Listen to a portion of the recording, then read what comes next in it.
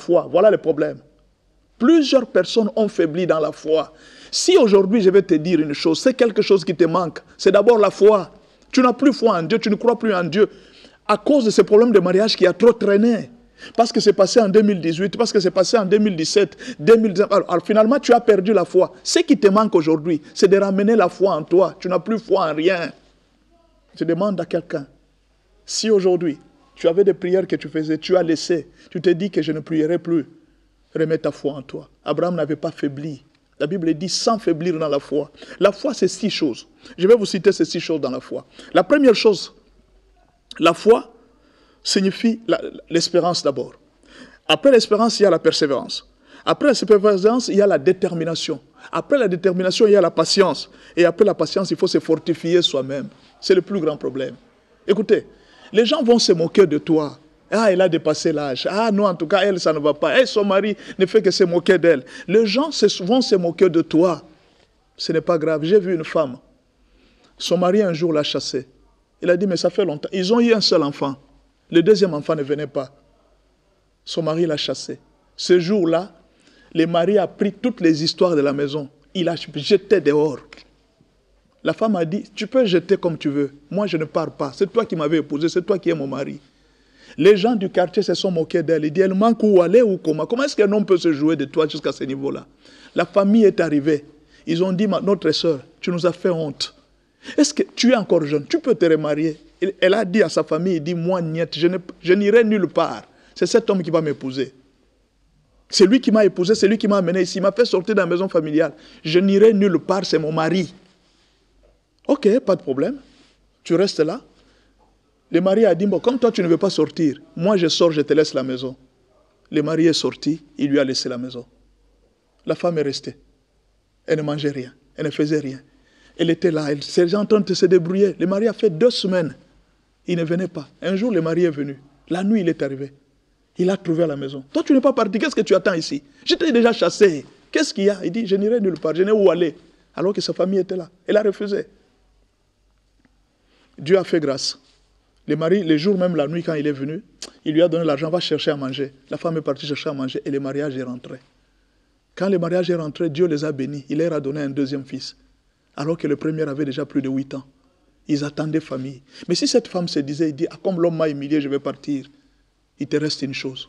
Garde ta foi. Quels que soient les combats. J'ai reçu une femme. Son mari l'a abandonnée depuis 7 ans. Je la vois toujours avec l'anneau de mariage. Et cette dame de tout à l'heure, elle avait fait confiance en Dieu. Elle avait confiance en Dieu. Elle se disait, moi, Dieu m'a béni. Il n'y a personne qui peut me maudire. Mais toi, quand il s'agit d'un petit problème, tu pars. Je vais chez nous, je vais ceci. Tu n'as pas confiance en Dieu. Écoute, la bénédiction de Dieu enrichit. Elle ne se fait suivre d'aucun chagrin. Quand tu remarques qu'il y a un chagrin qui commence à entrer dans ta bénédiction, il faut refuser. Il faut prier et dire que moi, ça ne m'arrivera pas. Tu t'es marié, ce n'était pas pour que tu sois stérile. Mais quand tu remarques que la stérilité commence à entrer dans la maison, mais chasse ça, combat. Même si ça peut prendre 10 ans, ce n'est pas un problème. J'ai vu une femme qui m'a éduqué et moi je me suis dit, moi si je suis pasteur, alors je dois faire très attention. Elle est brebis. Son mari est parti il y a 7 ans. Il lui a laissé un enfant. La femme m'a dit, pasteur, les hommes viennent pour m'épouser. Je ne me marierai pas. Cet homme-là qui m'avait épousé, il reviendra. Monsieur est parti, il est déjà parti faire sa vie. Il dit, ce n'est pas un problème. Mais moi, Dieu m'avait donné un homme. Il reviendra. J'ai eu peur, je me suis dit, et si une brebis fait ça, et moi, pasteur, il te reste une chose, garde ta foi. Beaucoup de pasteurs aujourd'hui, au bout de 2 ans, ma femme est partie, hein? Ma femme est partie. Il y a un pasteur aux États-Unis. Un pasteur aux États-Unis, une fois, il était là. Sa femme, ils sont partis en mission. Quand ils sont partis en mission, sa femme est devenue lesbienne. Il a essayé de faire comprendre sa femme. Tu es la femme de pasteur, tu ne peux pas faire ça. Il dit, je ne veux plus du mariage. Va-t'en. Si tu veux partir sans moi, je ne veux pas. La mission est terminée, le pasteur est rentré aux États-Unis. Quand il arrive, il s'est dit, je ne me marierai plus. J'attendrai ma femme. Chaque jour, il sortait, il regardait si sa femme est venue. Il priait chaque jour. Et la 11e année après sa prière, la femme est arrivée. La femme est entrée, il dit, non, je suis venu te demander pardon. Il dit, non, ne me demande pas pardon. Je t'avais déjà pardonné depuis longtemps. J'avais compris que c'est le diable qui faisait ça. D'accord. Ils ont renouvelé l'alliance. Ils se sont remariés encore. Et là, leur vie. Cette culture-là est visible ici chez nos pasteurs. Ce n'est pas un problème de culture, c'est un problème de foi. Beaucoup de gens n'ont pas la foi. La foi que les gens sont en train de confesser là, ils confessent pour une semaine, ils confessent la foi d'un mois, ils confessent la foi. Si vous allez au-delà de 2 ans, les gens n'ont plus la foi. Les gens ne se battent pas pour un problème pendant 20 ans. Un problème, vous vous battez pendant 20 ans. Les gens n'aiment pas se battre. Les gens, en fait, quand ils demandent à Dieu une chose, ils voudraient la voir maintenant et tout de suite. Les gens ne se battent pas. Vous avez besoin de la foi. Il vous reste une chose. Battez-vous pour votre mari. Oh non, tu vois, mon mari est parti. Et la deuxième femme, ils sont déjà en couple. Ils ont même déjà un enfant. Même s'ils ont 3 enfants. La Bible dit que personne ne sépare ce que Dieu a joint. J'ai vu une femme, elle est venue chez moi. Elle m'a dit, pasteur, mon mari est parti. La famille est venue, on m'a dit que je suis sorcière. Toute sa famille m'a chassé. Et il est parti avec un enfant de 3 ans. La femme a tout fait. Elle a dit, non, pasteur, je ne sais pas qu'est-ce que je vais faire. La famille commençait déjà à chercher un homme. J'ai dit à la femme, il dit, où est l'anneau qu'il t'a fait porter? Tu vois l'anneau qu'il t'a fait porter là? C'est lui qui est avec toi. Il n'ira nulle part. Nous allons prier. Nous avons commencé à prier 3 ans. Elle venait, on priait. Chaque jour, elle n'avait que des larmes. Pasteur, qu'est-ce que j'ai fait à Dieu? Qu'est-ce que j'ai fait à Dieu? Tu n'as rien fait. Tu n'as rien fait, c'est un combat, tu vas gagner ce combat. Dieu a fait grâce, un jour, son mari est parti. Il a voyagé. De retour, son mari l'appelle. Il lui fait un cadeau, un téléphone de $900. Il lui amène des cadeaux, il dit, prends ma femme. Et aujourd'hui, ils sont ensemble, ils ont un 2e fils. Ce sont des cas rares, pasteur. Ce ne sont pas rares, ce sont des gens qui manquent la foi. Voilà pourquoi j'ai dit à quelqu'un, il te manque la foi. Il manque la foi à plusieurs personnes. Beaucoup de gens n'ont pas la foi. Aujourd'hui, même des serviteurs de Dieu, vous allez trouver, la femme part pour une semaine. Comme elle a dormi dehors, elle part. Tu ne sais pas que cette femme-là est partie à cause du combat que tu as. Moi, je suis là.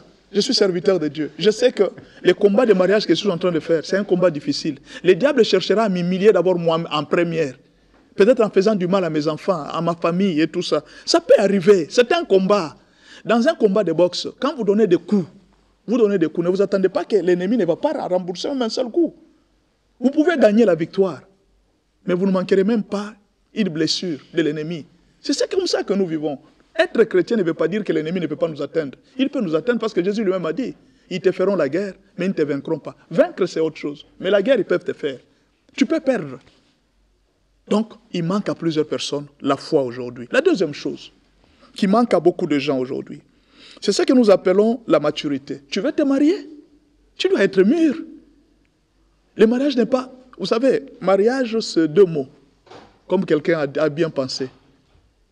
Mariage, c'est 2 mots. Il y a mari et âge.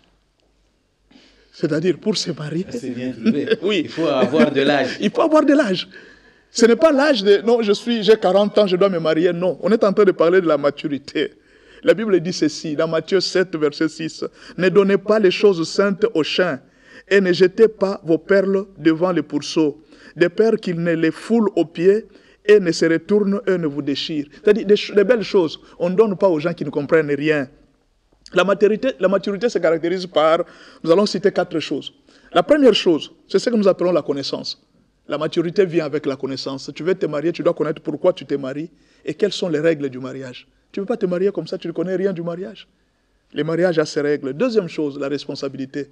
Tu ne peux pas te marier quand tu n'es pas responsable. Déjà, il suffit de voir quelqu'un. Il vient avec un sachet. Toi, tu travailles, tu habites chez tes parents. Il habite chez ses parents. En sortant du boulot, comme il n'a pas encore trouvé la maison, il habite encore avec les parents. En sortant du boulot, il passe au supermarché. Il vient avec un sachet. Là où il y a du pain, il a acheté du lait, il a acheté quoi ceci, directement dans la chambre.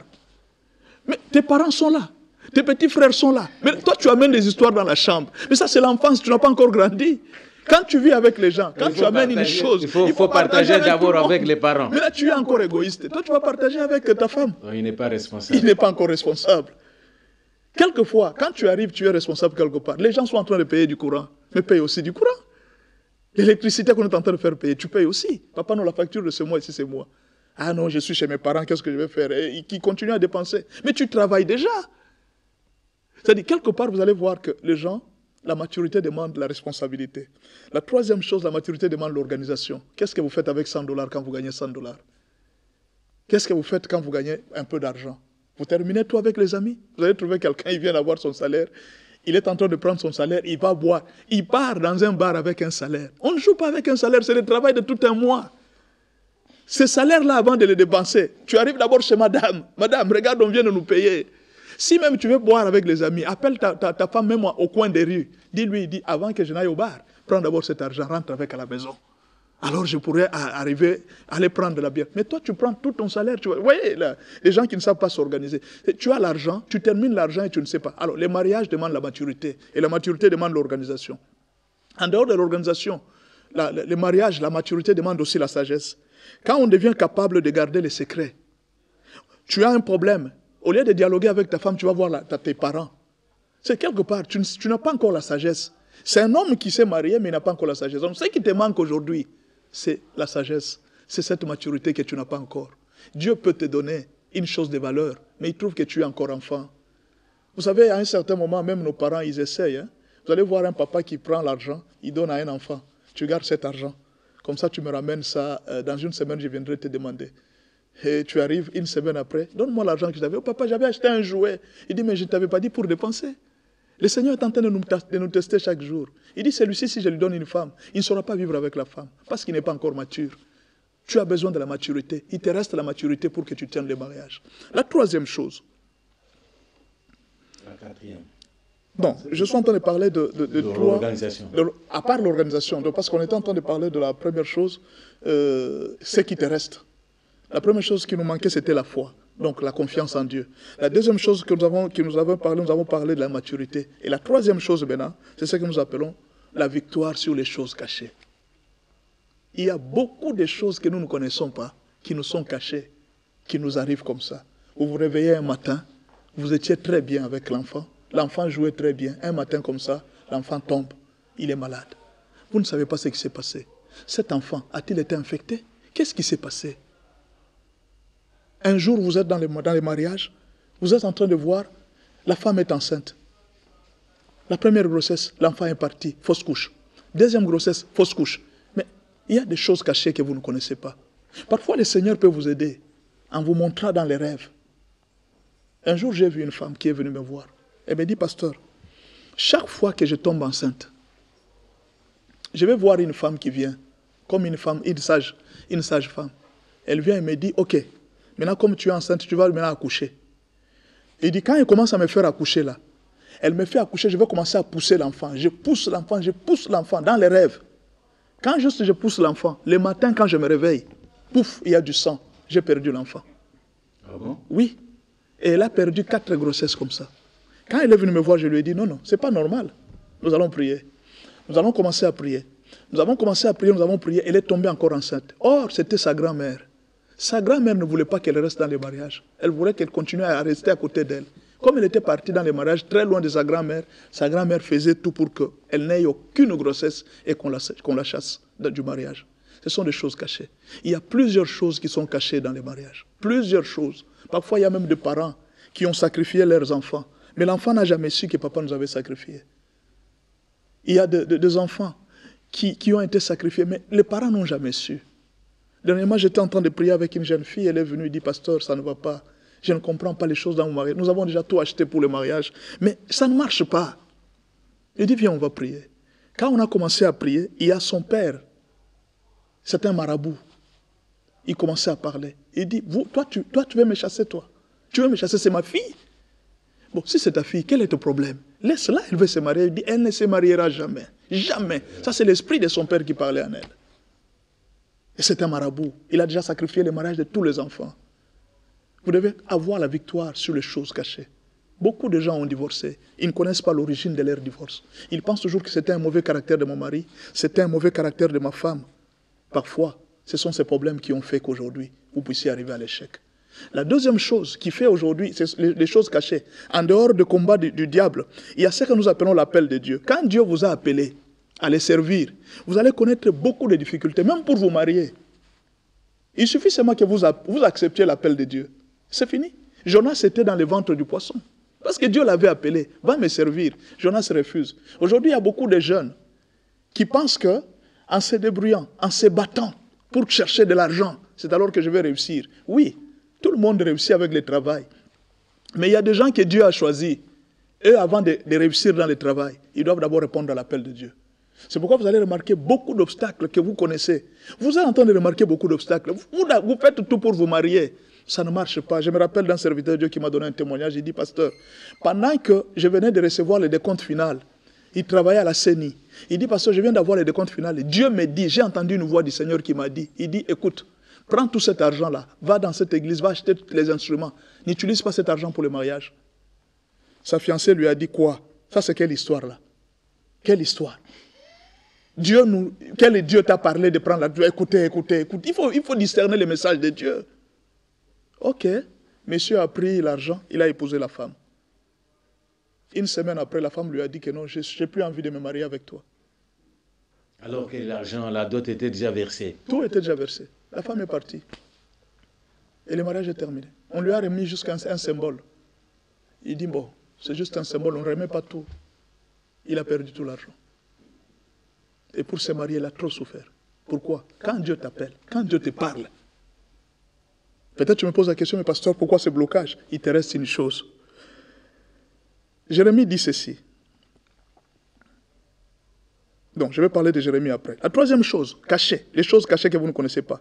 Notre passé finit toujours par nous rattraper si on n'a pas réparé. Si vous n'avez pas réparé le passé peut vous rattraper. Faites attention. Beaucoup de gens souffrent aujourd'hui à cause de leur passé. Le passé vient de vous rattraper. C'est ce qui vous fait souffrir. Peut-être vous allez vous poser la question, mais pasteur, qu'est-ce qui... Écoute, je vais vous lire un verset de Jérémie 2, verset 19. Ta méchanceté te châtiera et ton infidélité te punira. Tu sauras et tu verras que